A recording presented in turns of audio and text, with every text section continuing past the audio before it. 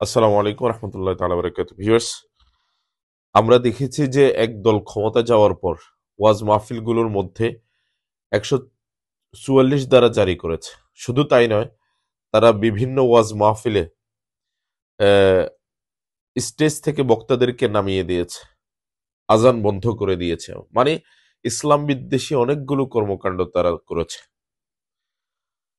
তাদের প্রতিচ্ছবি আমরা আরেকটা দলের মধ্যে দেখতে পাচ্ছি, যারা এখনো ক্ষমতায় আসে নাই, ক্ষমতায় আসবে কিনা সেটারও কোনো গ্যারান্টি নাই।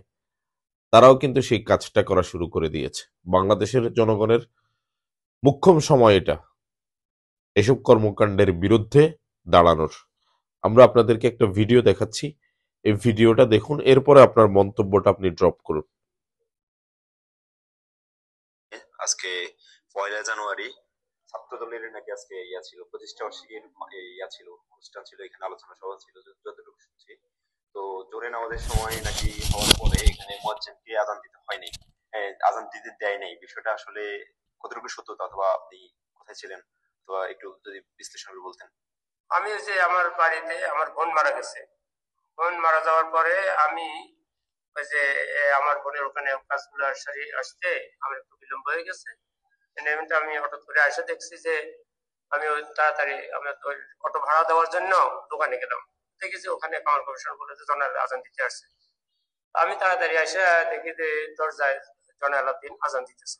আচ্ছা, জয়নাল আবদিন কে? জয়নাল আবদিন হলে ওইখানে মানে দোকানদার। দোকানদার উনি হচ্ছে মুয়াজ্জিনের বর্তমানে আজান দেয়, মাঝে মধ্যে আজান দেয়, উনি আজান দেয়। আমাদের স্যারের এসে অবনত করেছে যে আচ্ছা আচ্ছা, মানে মসজিদ কর্তৃপক্ষ থেকে বলা হয়েছে যে মুয়াজ্জিন না থাকলে আপনি আজান দেন। হ্যাঁ, আজান দেওয়ার জন্য বলেছে। তো এই জনালকে আমি বলছি না, জনাল এসে মানে উনি বলছে আজান দিতে আসছে। উনি অন মাইক অন করার পরে ওনাকে কয়েকজনে বলতেছেন মাইকে আজান দিয়ে না।